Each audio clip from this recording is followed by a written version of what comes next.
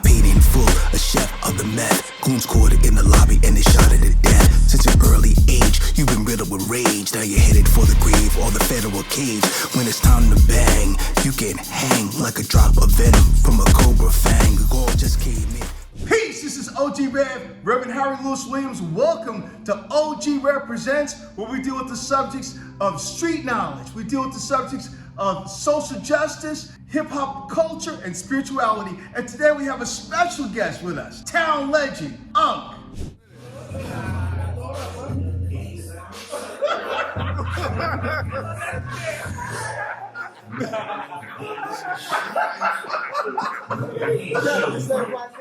Rev, you got right in character when you came over here, Rev.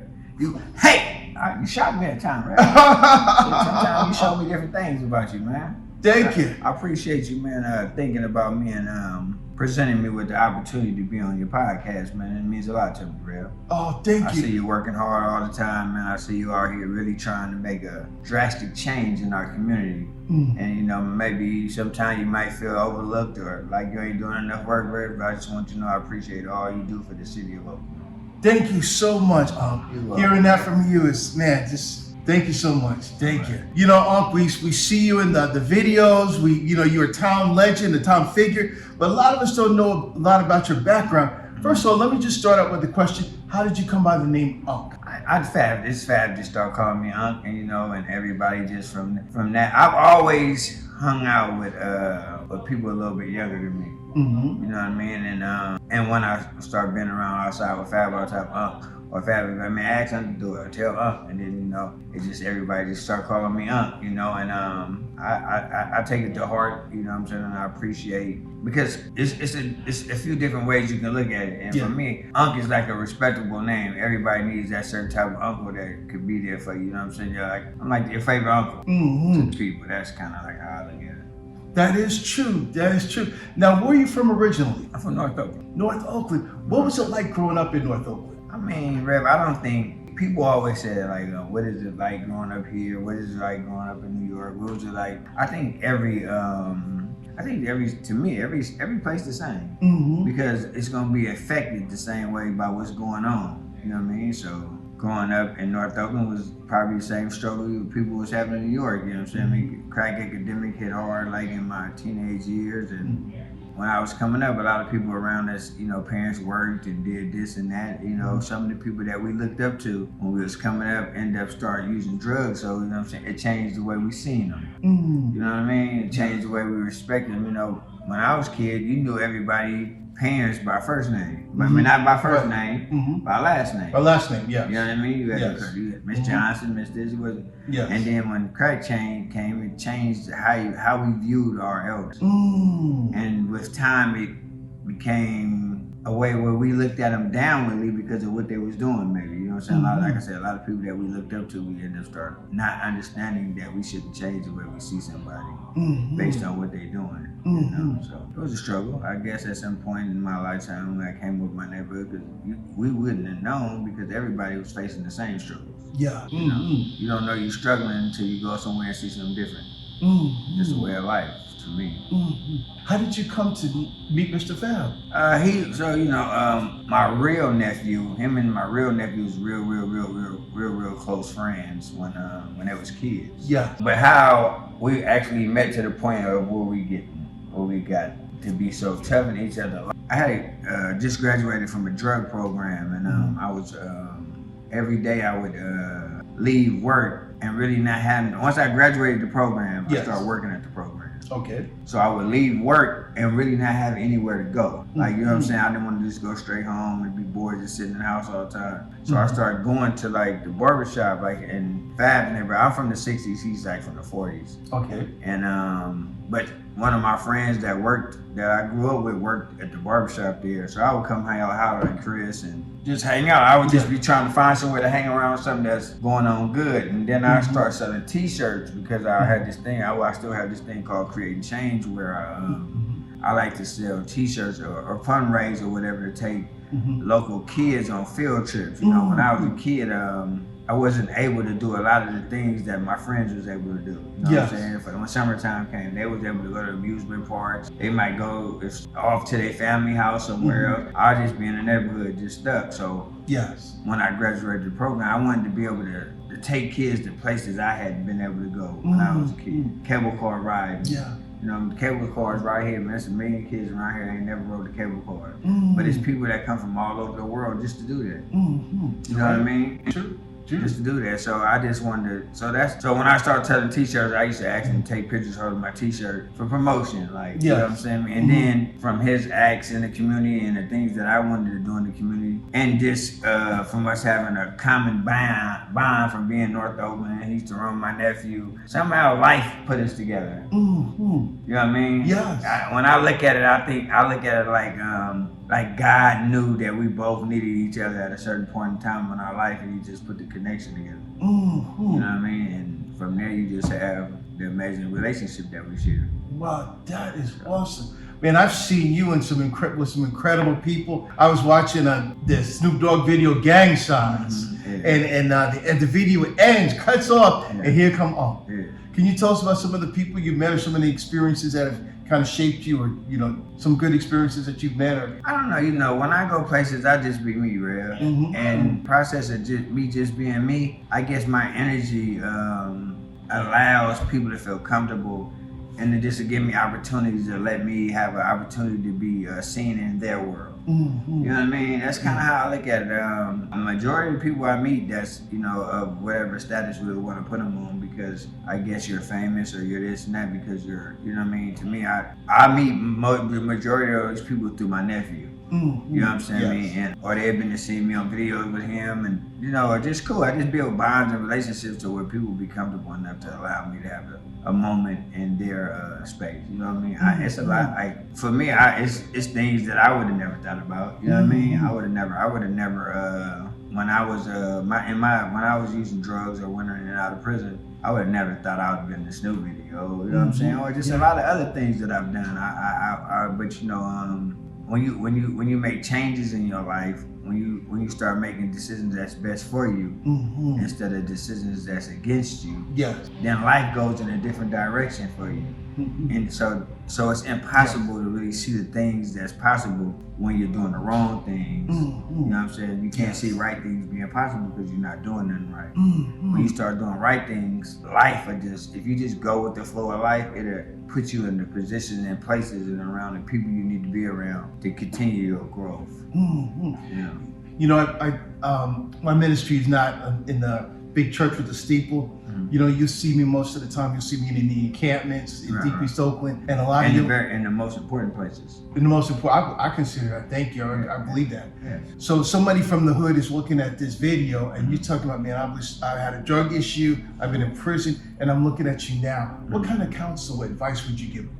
Like for the people that's going through whatever storm that they're going through, the best thing you can tell them to do is to weather it. To whatever you're going through, not to give up on yourself, to continue to believe in who you are and who you know you are, and to understand that what you're going through is a direct reflection about how you're feeling about yourself. You treat yourself the way you feel about yourself, and if you want to be better, you got to start having a different idea, a different way of seeing yourself. Yes. You know what I'm saying? I always thought I loved me when I was in the streets. Even though I was messing up, I thought I loved me. Yeah. You know what I'm saying? Because who doesn't think that if somebody walk up to you and be like, man, do you love me? You're going to say yes. You know what I'm saying? Love is an action word. So how do you love yourself if you're mistreating yourself? The worst damage ever been done to me in life, I did to myself. I've been my biggest enemy. I hurt me the most. You know what I'm saying? There's pain and scars and emotional and physical and mental pains and scars that I have, I done. You know what I'm saying? Yes. If I wanted to be completely real about it. Right. You know what I mean? Yeah, I mean, as a kid, some things that wasn't in my control. Those scars was not of mine. They was just of someone else's that probably got trickled down to me because they was going through something they didn't know how to, but once you get to the point of knowing from right or wrong, and you making constant decisions that doesn't fit with who you think you should be or who you want to be, then now you're harming yourself. So weather the storm, you know what I'm saying? Get up every day and understand that you're going through something and try to find out what it is that you're going through so you can fix it. A lot of the time we don't even know what pain we dealing with to even try to work on it so that we can even work past the stuff that we're going through. So try to just, really, man, like in my change, man, I just had to be real honest with myself. Yes. You know what I mean? Yes. Completely honest about things that I may not want to be honest about, just to be able to change those things about me. You know what I'm saying? Because if you're not really taught who you are, you'll try to be a whole lot of what you see in other people, because no one's groomed you to understand or to teach you that you're good enough. Who you are is good enough for you. But you have to find out who you are so that you can be that. You know what I'm saying? Exactly. And when you don't know that, all you doing is picking up pieces that you see in all these other people, and you're trying to make them you. And you're gonna fail every time when you're trying to be someone other than yourself. So just be yourself, fight through your storm, believe in yourself, get up every morning and just tell yourself, man, I'm gonna be all right. It might not be today, but I'm gonna be all right. Amen. Amen. We've had some real serious discussions, you and I, over the years. And one of the things I asked you was, we talked about the issue of violence here in Oakland. With the car, now you see a lot of windows getting bipped. There's a lot of homicide going, a lot of bloodshed in these streets. Is there a way to calm this down? Is there a solution? To say that I don't think it's a solution would be to say I don't believe in my city. Right? But I do understand that that it's going to take a lot to make changes. But we live in a world where you're going to have this, you're going to have that, you're going to have that, you're going to have that. So you're going to have stealing, you're going to have killing. These things are, however bad you want them to stop, they're going to be present.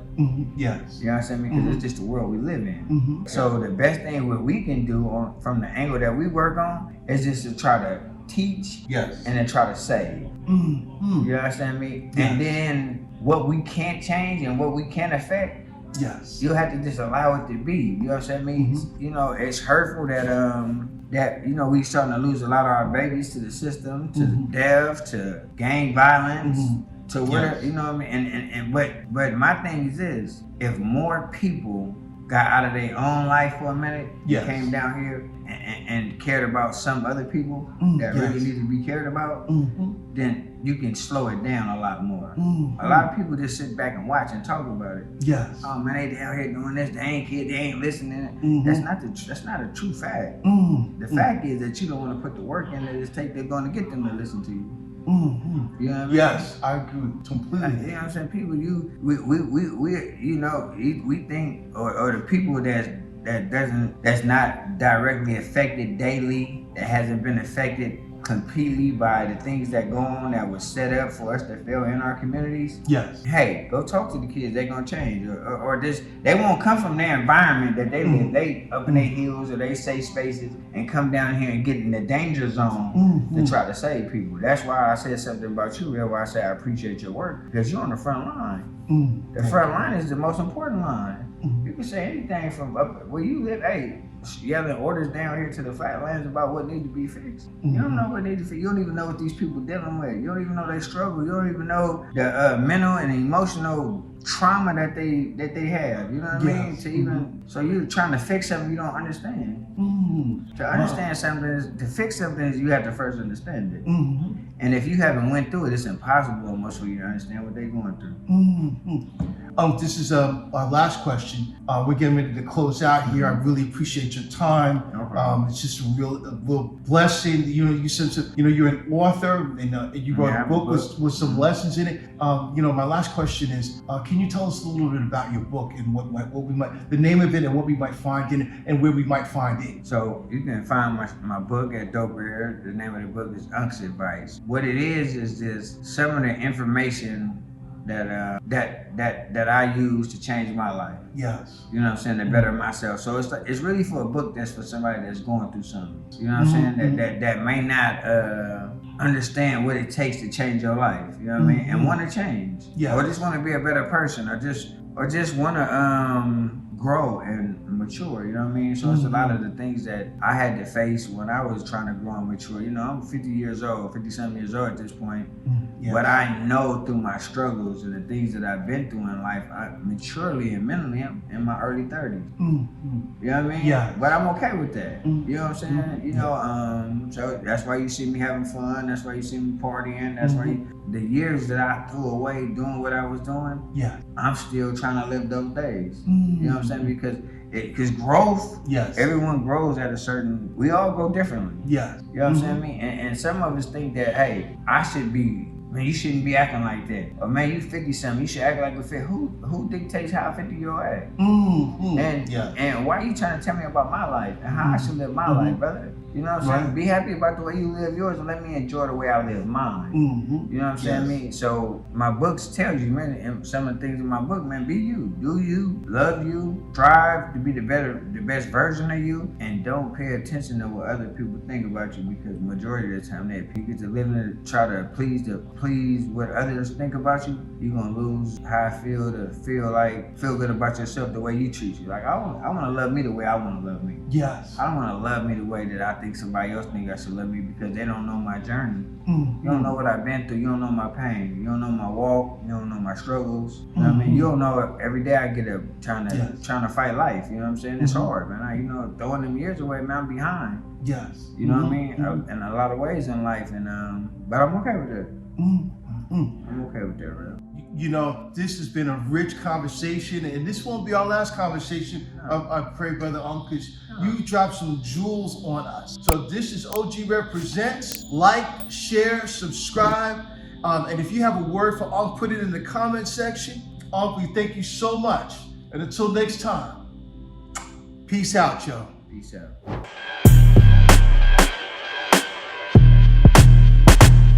You were born in hell, your crib was a flame. Tacked in your toe set, claimed by the game. Mama paid in full, a chef of the meth.